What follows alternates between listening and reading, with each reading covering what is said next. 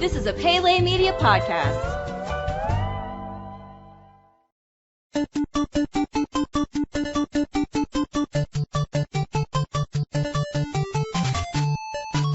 Welcome back to Goonies Minute, everybody. Goonies Minute is the fan podcast where we carefully explore the movie Goonies minute by minute. This is Brady. And this is Chris. And today we're bringing you minute number 71 of the Goonies. Chris, we have some special guests coming up. We do have some special guests coming up. Why don't you tell me about this special guest? I'm actually going to save that information until tomorrow. Why don't you save that information until tomorrow? And you know what we're going to do in the meantime? We can get into the minute. Let's get into the minute.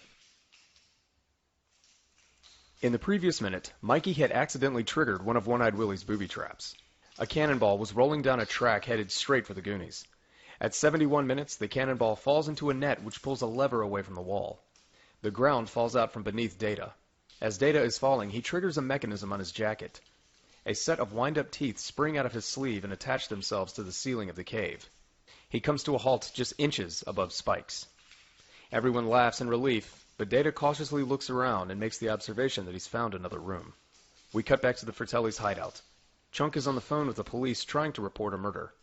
The sheriff isn't having any of it. And thus ends minute 71 of the Goonies. So the minute begins with One-Eyed Willie's version of a Rube Goldberg contraption that Mikey has accidentally set off by trying to turn the skeleton key. And it's actually locked his hand in a place where a bowling ball is going to run down some tracks and I guess... But here's the thing that doesn't make any sense.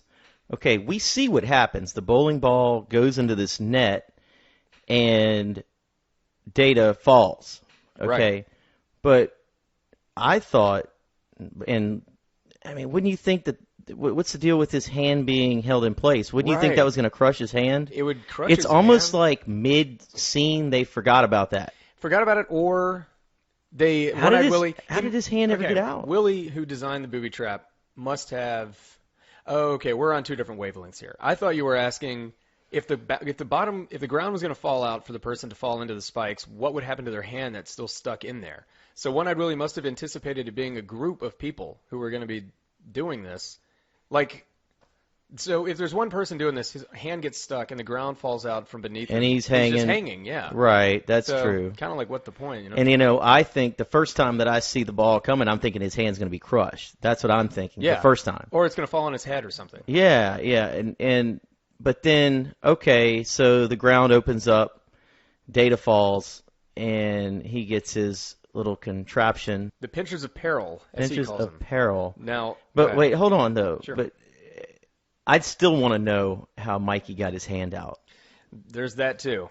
There's a lot of things here. So Data has his little booby trap with the little teeth, pinchers of peril, that saves his life, and he dangles over the dangerously spikes, close to these spikes. And, of course, you have the exaggerated sound of the spring. Let's get to that. Is that a little too much for you? I think the movie goes a little overboard with its... It becomes sophomoric, it becomes childish. Slapstick, a little bit. That's what it is. It's out of place. Every once in a while, this movie does this. It does. For as much as it gives... Like legitimate, like credible things, like heavy topics, like we have gone over ad nauseum, that you wouldn't find in a kid's movie. And other things that are like putting these children in danger and stuff. But suddenly... Then you get like a Looney Tunes effect. We get that. You had the Gesundheit earlier.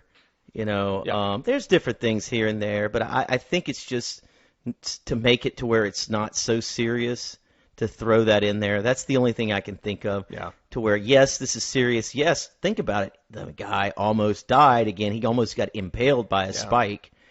But hey, it's funny because of the boing, and he was saved. Yeah. So it's this movie has a lot of that. It really does, and it's one of the only. It's really baffling. It's like what makes it a kids' movie is they'll throw this in the middle of a situation where death could have been imminent. Yeah. And it works somehow. Let me just tell you this right now. That whole the whole idea of that one working. Oh yeah. Not exactly. No. See, again, a James Bond type it's contraption there to save him. That gag is asking way too much of the audience, or of me anyway. No, yeah, me too. Granted, kids movie, I get it. Kids are gonna laugh at it and find it plausible, I guess. But I think it's way too much to think that those little teeth are gonna snap into place. One, and that the spring was just short enough that he wouldn't fall into the spikes. So And I think also it's interesting, as he was falling, then all of a sudden all the Goonies thought he was dead and he was gone. Yeah. Just like that. Although, I mean, maybe it's so far down they didn't. They couldn't see him, but wouldn't the spring be right in front of their faces? Because if the teeth shot all the way up to the top, you would think it was right there. Come on. They didn't think about that either. Steve, Rich, come on, guys. So all of a sudden, they are elated to find out that Data is alive, and Data says that he's found another room. Yeah. Which, I know the next thing that happens is Chunk is talking to the sheriff, but we're jumping ahead, but next minute, everybody's in that room.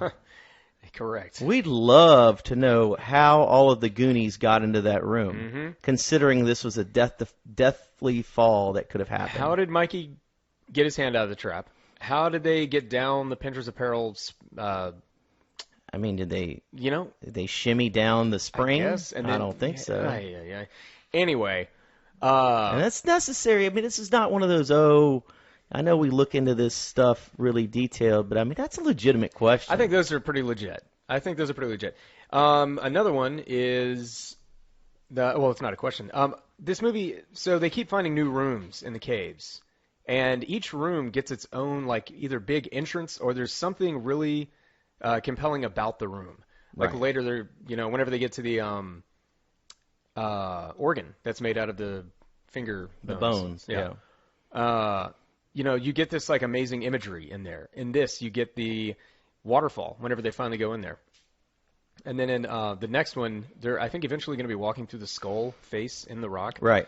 So it's really cool that they do that. And then, of course, the biggest one is whenever they come out of the water chutes into the biggest cave and see One-Eyed Willie's ship. So I think it's really cool that each of these caves, they treat the caves as I don't know, really significant set pieces. Their own set. Yeah, exactly.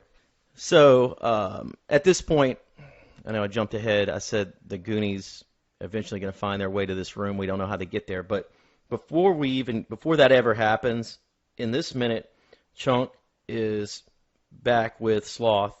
Now, obviously, Sloth has finally untied Chunk, which we had talked about that last minute, how he was continually still strapped to this chair. So at this point in time, Chunk calls a sheriff. And I've made it a point probably over and over again of how honest Chunk has been in this movie and how this has not been his history, to be honest. He's been somebody that's cried wolf, and he's had a hard time convincing everybody that he's been honest, and he has been this whole movie. Right. So here is another sense again where he calls a sheriff and he's explaining them, here I'm at the Lighthouse Inn, for Telly's, blah, blah, blah. And at the end of the minute, you can see this is the sheriff again realizing, hey, Lawrence, is this you? And next minute we'll continue on about some of his tall tales. Which is so funny because that means Chunk actually calls the police sometimes just to tell them the tall tales. Which is crazy. Really what a terrible thing for a kid to do. I can honestly say I never did that. So let's get into the sheriff. That is an actor named Paul Twerp or Twerpe or something. We saw it with an accent somewhere, so that's why we were thinking it was Twerpe. But we're not 100% sure, and there are no pronunciations anywhere. That's right. Now we haven't YouTubed any interviews or anything like that, but we've looked up some stuff on him, and we cannot find that. Paul was in all of the Lethal Weapon films, 1, 2, 3, and 4. He was also in Scrooged. And he was on the TV series ER and Judging Amy. So he's been all over the place. Looks like he stopped acting around 2007. So in the meantime, you found out some information on what Mr. Yeah, I found his LinkedIn, and he is the CEO, principal of One Act One Productions, some type of production company in Hollywood. And that's pretty much all it says. It doesn't go into detail about this company or anything, but it looks like he's involved in the industry still. That's true. And because we can't pronounce his last name, we apologize to all of his fans. But Brady, that's all I have for this minute, and look forward to the next one. That's absolutely right. And like I said, tune in tomorrow because we're going to be talking about some special guests that we've got coming up soon. So until then, this is Brady.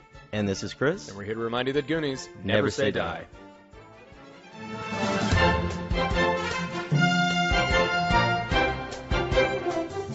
Goonies Minute is a fan-supported podcast.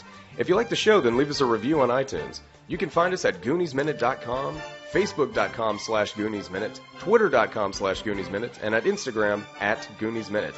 You can contact us at GooniesMinute@gmail.com.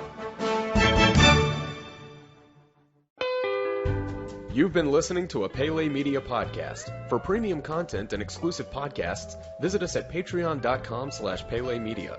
Check us out on Facebook at Facebook.com/Pele Media and follow us on Twitter at Twitter.com/Pele Media.